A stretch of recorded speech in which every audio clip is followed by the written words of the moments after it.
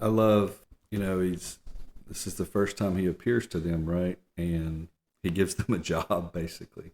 He sends them on mission. And, 21 says, again, he said, peace be with you. As the Father has sent me, so I'm sending you.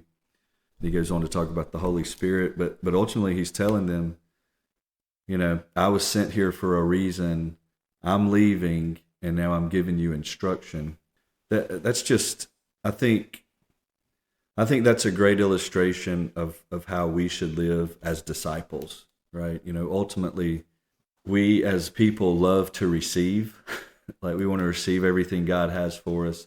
But ultimately, we're also called to go and be disciples. And it's hard to see ourselves as pastors or shepherds, but ultimately, that's what we are.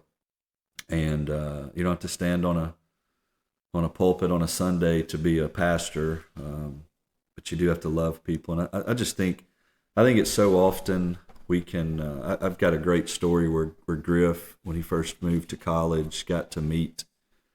He's getting out of class, goes and gets on an elevator, and our senior pastor's on the elevator. He says, "Hey, what are you about to do?" And he says, "Well, nothing. I don't have a class for a couple hours." I said, "All right, let's go to my office." And so they go to the office and they're just talking. And Griff tells him, he says, I really just want to thank you for pursuing what God called you to do because it's changed my entire family. And, I don't care who you are. Like, you love to hear stuff like that, right? To know you've been impactful. But he immediately says, now you go do that for everyone else.